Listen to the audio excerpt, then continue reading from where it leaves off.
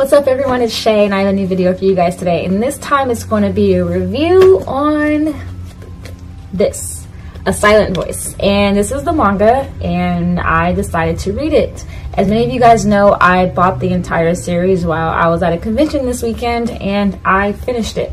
Now, before I get started on my review, I am going to tell everyone now, this review will most likely have spoilers in it just because of the fact it is quite difficult for me to explain why I like this series based off of me trying not to spoil it. And I've tried my best way to spin it how I could, and I honestly could not think of a way for me to explain it without spoiling it in some way. So before you continue, I'm telling you guys now, there will most likely be spoilers. I'm even going to put it in the title of this video, so I don't want anyone in the comments saying you spoiled this for me, because I'm warning you now within the first minute of this video that there will be spoilers.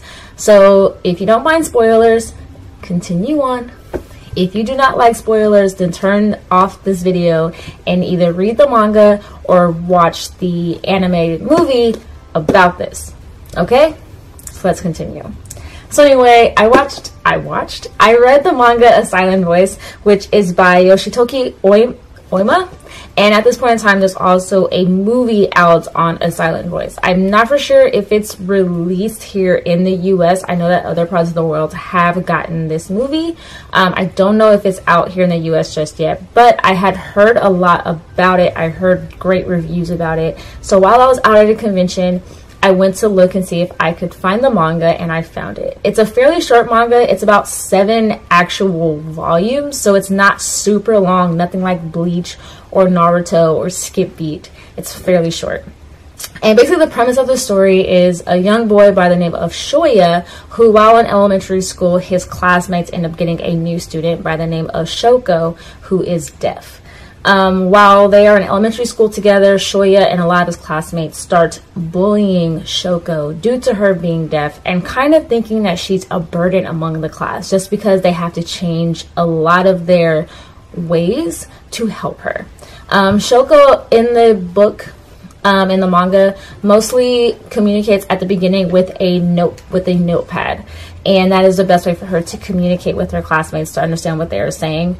Shoya, at the start of the series is, well, when they're talking about when they're in elementary school, he very much is like, he puts it his way of that he tries to defeat boredom. So he does a lot of really crazy things with his friends, and such as jumping off of like a bridge into the stream and stuff like that. He's not a bad kid, he just likes to do kind of bad things.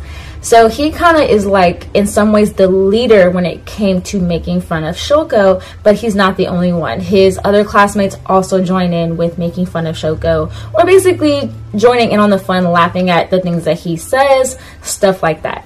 Now, when it gets to a certain part when they're in elementary school where Shoko ends up not coming to school due to the fact that she does wear hearing aids so that it can help her to hear, and her hearing aids start coming up missing or they're broken and they cost a lot of money to replace. The teacher then confronts the class about this, and the entire class then turns on Shoya and ultimately starts saying that he's the one to blame. Well, the teacher kind of knows that Shoya has been doing a lot of these things and calls him out on it. Shoya starts to not want to take the full brunt of the blame, so he says that other people in the class as well joined in on him, but no one in the class kind of wants to fess up, and they're kind of just blaming Shoya for everything. Shoya ultimately, then his classmates then end up turning on him, and they start picking on him as well as Shoko. So he's kind of also getting made fun of, as well as Shoko's being made fun of as well, and Shoya starts to blame Shoko for this reason why. And it ends up with Shoya and Shoko fighting, and to the point where an actual full-out physical fight, and Shoko ends up leaving the school and actually transferring. Now, after this transfer happens, Shoya then realizes that a lot of things that he would see, like Shoko cleaning off a desk, stuff like that, was actually because he was the one getting ultimately picked on, and they would write very mean things on his desk. Shoya then it fast forwards to Shoya then in high school, and Shoya then is still kind of getting picked on, maybe not really picked on so much, but a lot of people do not like Shoya very much. They just heard a lot of things about him, and people just kind of tend to stay away, but they still say very, very mean things about him, to the point where Shoya makes the ultimate decision to commit suicide. But before doing that, he wants to basically atone for his sins and apologize to Shoko for the things that happened while he was in elementary school. Now, the rest of the story, ultimately, Shoya does not commit suicide, but ultimately, Shoya ends up kind of becoming friends with Shoko, and along the way, they also made friends with a couple other people along the way.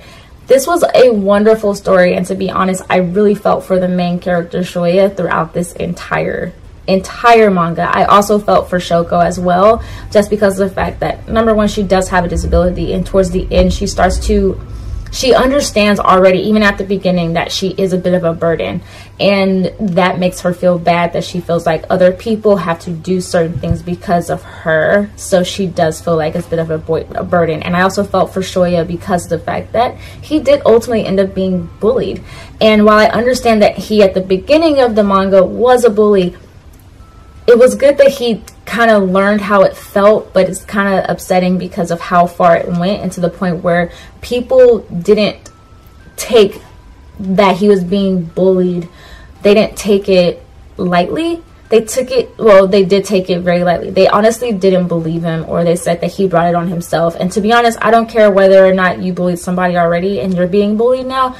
No one should get bullied. I don't care if you've already bullied someone. You still shouldn't get bullied. Yeah, I know a lot of times that's karma, but let's be real. Bullying hurts whether or not you are the bullied or the bully. It hurts. Now, one of the things that I really liked that the author of the story did that I thought was very, very smart was anytime Shoya encountered somebody that he did not consider a friend, there was a X across their face. So you had no idea who this individual looked like. And I thought that was a very smart way of kind of showing just how much Shoya was closed off to people, because after Shoya did not really like or trust anybody because of just how bad an experience he had, where he had friends that left him in elementary school that were supposedly his friends, and then they left him alone. And it was interesting to see over the course of the book how there were less and less exes, especially as he kind of comes to a realization that he does want to open himself up to making more friends. So you do see a lot of those exes then leave. But it's kind of cool how you saw sometimes those exes interchange. So there was periods of time where some people did not have an ex, and then all of a sudden that person has an ex because he's written them off. It was a great kind of like a weird coming to age story, and kind of learning that, you know, number one, if you do have any kind of a disability, you're not a burden onto anybody. It's not something that you could help. It's something a lot of times that you were born with, or something that you came across in your later years in life, and it's not something that you can actually help. I like the fact that Shoya learned as an individual that, number one, he learned from his mistakes as it came to picking on someone, but he also along the way also learned how to trust people again after being, you know, tossed out or being turned on by people he considered as his friend. That is what I ultimately loved about the series. There were several times in this series that I actually wanted to cry, and it was honestly mostly because of not Shoko but Shoya that really made me cry. And I'm not the person that was ever a bully in school, but I was one of the people that were bullied. And so when he started being bullied, I definitely understand. Now, when he was bullying Shoko, I wasn't upset about it, because in all honesty, I feel like it was not right what he did, but in some ways I'm like, also he's a kid who didn't understand that this girl had a disability and she needed a little bit more help. It was kind of like, you're crossing into my territory, and I'm gonna find some way to stop you. And I feel like that's how a lot of the kids in that class felt, because everything was disrupted. You know, they were competing for a choir program or a choir concert, and they lost because Shoko can't sing because she doesn't hear, so she doesn't understand tones. I had to help her extra when it came to like English or math because she can't hear. And so that was just a little bit extra help that the entire class. So their entire classroom dynamic was disrupted with one person because this one person needed help. And by no means is this Shoko's fault, but in some ways I understand the mentality that these kids and also the teacher was going through. That's any time that you're disrupted with any kind of something that disrupts your dynamic that you have, whether it's your household, your class, somewhere, workplace, whatever. But it was still mean what they did. And honestly, like I said before, I love this series. Along the way, you do meet up with Yuzuru, which is Shoko's younger sister, whom is very protective of her sister. And then you also meet up with Miyoko, Nako, Satoshi, Tomohiro, and Miki. Some of those individuals are classmates of Shoko and Shoya from the elementary school days that Shoko wanted to get in touch with. And that was an interesting thing, was to see these kids who are now in high school in some ways still not grow out of the hatred that they had for Shoko while they were in elementary school. Some of them did grow out of it, and along the way they did feel better about it. One of them entirely was Miyoko, and Miyoko honestly never had a hatred towards Shoko. She just took a full brunt of the attack when she just got attacked also when she wanted to help Shoko, and she ultimately knew what it felt like to be bullied. So she was a type to run away from her problems instead of confronting them. Naoka was probably the one character that I didn't like during the course of the entire manga, only because she was someone who stuck to her guns, but in a way she was also truthful. She would tell Shoko, look, I do not like her, and she told her that, I'm probably not gonna ever like you. But it was just a weird way, but it's, you know, one of those things that was kind of interesting to see if they would grow out of it. But it was weird also to see these characters that while they were kind of over the whole thing that happened with Shoko and had kind of grew up, they still kind of hadn't, because they still in some ways would leave her out of stuff because of the fact that she is deaf. And that was kind of shocking to see these people who say that they're over this, then completely flip it and then still leave her out. One of the other things that was kind of unspoken in the series that I actually really hated was the unspoken attraction between Shoko and Shoya. Throughout the entire series, once they're in high school, you see that they honestly feel something for each other, but they never actually say it. And you can tell the other characters see it as well, because they also kind of mention it, but they never actually do anything. And that's, strangely enough, the only thing I didn't like. And it's kind of like, I wish there was more. It was such a beautiful story with the whole thing of bullying and someone just kind of understanding where they were coming from and approaching that person and telling them that they were very, very sorry, and then also trying to help them out in the end. That for it to end like that, especially when you see the attraction throughout the series, like, I feel like it would be great to see that happen. But I kind of understand. Now, what I wish will happen, I wish there will be a second series of this manga. Honestly, I wish that it will go into depth, their relationship, if they get into one, because I'm sure that that will be a hard relationship to go through, considering that Shoko is deaf and Shoya is not. Now, Shoya did, when he came back and he was in high school, he had learned sign language. So he did know how to communicate with Shoko, which was actually kind of cool, because it kind of also showed that he honestly did understand and did, you know, want to apologize, because he went through the not the hassle, but he went through that learning sign language so that he can communicate with her. But overall, it's a really good manga. If you haven't read the manga, definitely read it. You can probably find it at a bookstore. If not a bookstore, then any comic book store, and you of course can order it online. It's 7 volumes, very, very short. I finished it within not that long of a span of a time. I bought the mangas on Sunday. I finished them Thursday evening. So that's with me with work and stuff. So it's fairly an easy read. It's actually really quick to go through. So yeah. If you have read the manga or seen the movie, comment down below. Let me know what you thought of both. I do plan to also watch the movie as well to see if there are any differences, and also just to, I don't know, I just want to watch it.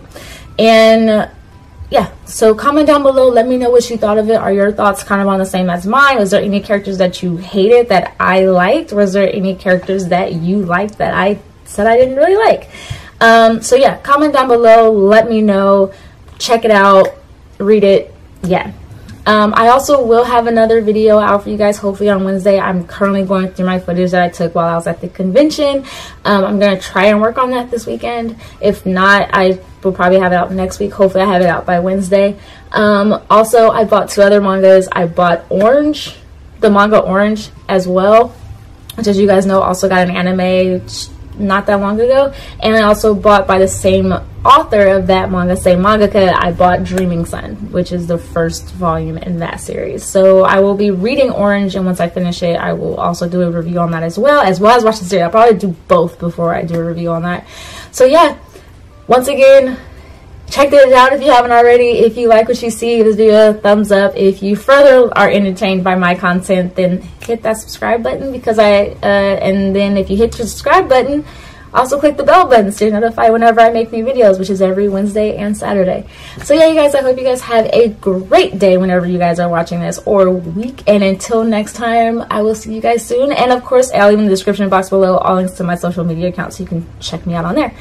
All right, you guys, this video is kind of long, but I have a lot to talk about. All right, bye.